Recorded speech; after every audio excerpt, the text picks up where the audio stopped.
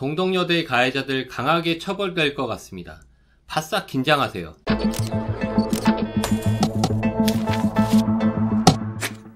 안녕하세요. 형사전문 변호사 안성열입니다. 동덕여대가 최근 21명을 폭력행위 등 처벌에 관한 법률 위반, 즉 공동건조물 침입, 공동재물손괴 등으로 고소했죠.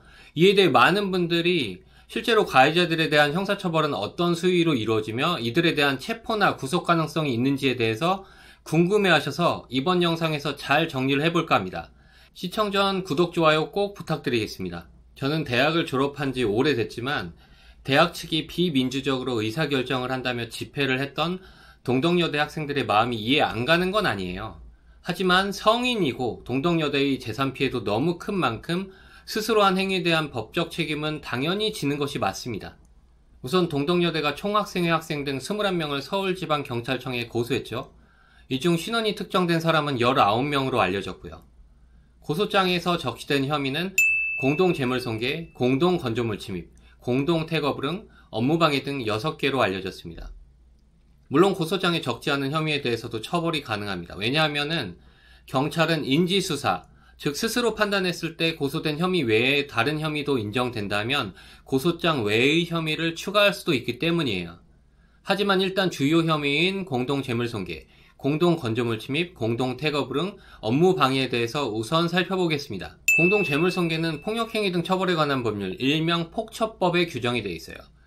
우선 폭처법은 제1조에 이 법은 집단적 또는 상습적으로 폭력행위 등을 범하거나 흉기 또는 그 밖의 위험한 물건을 휴대하여 폭력행위 등을 범한 사람 등을 처벌함을 목적으로 규정하고 있어요.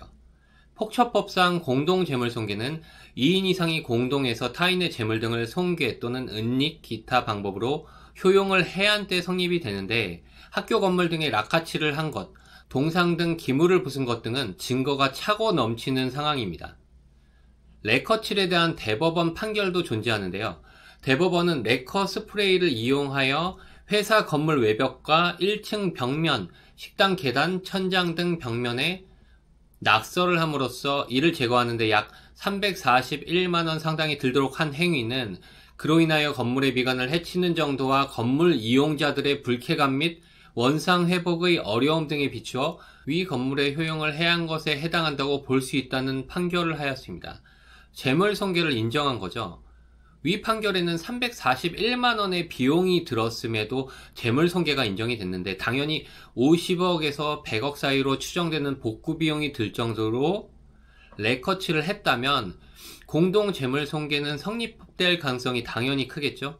만약 공동재물손괴죄로 처벌될 경우 형법상 재물손괴죄의 법정형인 3년 이하의 징역 또는 700만원 이하의 벌금에 2분의 1이 가중돼서 처벌이 돼요. 피해액이 50억이 넘는 것으로 추산되고 있는 만큼 재물손괴에 대한 형량이 징역형 이상으로 나올 가능성도 배제할 수가 없습니다. 다음으로 공동건조물 침입에 대해서 살펴볼게요. 폭처법상 공동건조물 침입의 경우에도 형법상 주거침입보다 2분의 1이 가중돼서 처벌이 돼요. 동덕여대 측은 학생들이 수업 진행을 막고 졸업연주에도 방해하는 등 일종의 협박이나 강요 등 범죄를 위해 본관 등에 침입했다고 보고 있죠.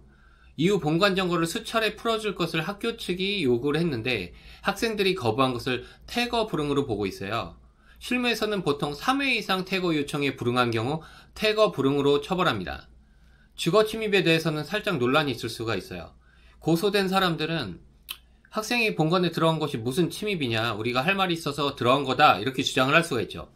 그러나 수업을 방해하거나 졸업 연주회를 못하게 하면서 교수님에게 공학전환에 반대한다는 입장문을 매일 읽어달라고 하면서 의무 없는 일을 강요하는 등 협박이나 강요 목적으로 본관 등에 침입했다는 학교 측의 주장에 따라 주거침입이나 태거불응이 인정될 가능성이 높습니다. 형법상 주거침입과 태거불응은 3년 이하의 징역 또는 500만원 이하의 벌금에 처한다고 규정하고 있어요. 여기에 2분의 1이 가중돼 중하게 처벌될 가능성이 높은 거죠. 다음으로 업무방해 혐의도 인정 가능성이 높아요. 대학 본관을 점거하고 교수나 학생의 수업을 방해하고 동덕여대의 행정을 마비시키는 등 위력, 즉 폭행이나 협박, 압박 등으로 업무를 방해한 것은 명백해 보이기 때문에 혐의 인정 가능성이 높습니다. 피고소인들이 우리는 폭력을 사용하지 않았다고 주장을 할 수도 있어요. 하지만 꼭 누구를 때리지 않아도 큰 소리를 지르거나 고함치는 행위도 판례에 따르면 폭행으로 인정될 수가 있습니다. 업무방해죄의 처벌은 5년 이하의 징역 또는 1,500만원 이하의 벌금에 처하도록 규정이 돼 있어요. 그런데 공동재물손괴, 공동주거침입, 공동태거불응 외에 경찰이 수사를 통해 추가 혐의를 인지해 폭행이나 모욕, 협박, 강요 등으로 처벌될 가능성도 있어요. 다수의 학생이 교수님에게 반말이나 고함을 지르면서 진로를 막아서는 장면 등은 이미 널리 퍼진 상태죠. 주먹으로 때리진 않았어도 다수가 고함을 지르거나 욕설을 하는 것은 모욕과 동시에 협박이 될 수도 있습니다. 졸업 연주회에서 학생들과 교수님들께 위협적인 말과 함께 공학전환 입장문에 반대하는 입장문을 읽어달라는 것은 폭행 또는 협박으로 의무 없는 일을 강요한 것으로 폭처법상 공동강요에 해당하고 형법상 강요죄의 법정형인 5년 이하의 징역 또는 3천만 원 이하의 벌금에 2분의 1이 가중된 형으로 처벌될 수 있습니다. 참고로 말씀드리면 형법상 모욕죄는 1년 이하의 징역이나 금고 또는 200만 원 이하의 벌금에 처해질 수 있고 협박의 경우 다수가 가담했다면 폭처법상 공동협박에 해당돼 형법상 법정형인 3년 이하의 징역 또는 500만 원 이하의 벌금에 2분의 1이 가중돼 처벌될 수가 있습니다. 공동으로 폭행한 사실에 대한 증거가 확보가 된다면 폭처법상 공동폭행으로 형법상 폭행의 법정형인 2년 이하의 징역 또는 500만 원 이하의 벌금 구류 또는 과료에 2분의 1이 가중돼 처벌될 수 있습니다. 체포구속 가능성에 대해서 궁금하시는 분들도 많아요. 그런데 우리나라는 원칙적으로 헌법에서 불구속 수사 원칙을 규정하고 있기 때문에 수사는 불구속으로 진행될 가능성이 많습니다. 그런데 경찰의 피의자 출석 요구에 지속적으로 거부를 하거나 경찰에 출석해 증거가 명백함에도 불구하고 혐의를 전면 부인하거나 다른 가담자들과 모의해서 휴대전화, 연락 내역 등을 삭제하는 등 증거 인멸을 해서 경찰 수사를 방해할 경우에는 체포영장이나 구속영장이 청구될 가능성도 있습니다.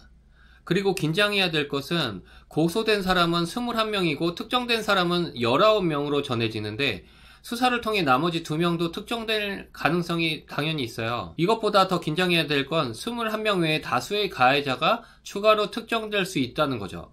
보통 피고소인들이 수사를 받는 과정에서 자신의 책임을 면하기 위해 누가 지시했다 이런 식으로 관련자들에 대해 진술할 가능성이 높아요. 추후 제기될 민사 손해배상 책임에서 자신의 책임을 조금이라도 감경하기 위해서는 이번 동덕여대 사태에 가담한 공범들에 대해 경찰에서 상세히 진술하는 것이 본인들에게 유리할 수도 있습니다. 이번에는 동덕여대 사건의 가해자들에 대한 형사 책임에 대해 비교적 자세히 정리를 해봤고 다음 영상에서는 민사 손해배상 책임에 대해서도 얘기해 보도록 하겠습니다. 여러분 도움이 되셨다면 구독, 좋아요 꼭 부탁드리겠습니다. 감사합니다.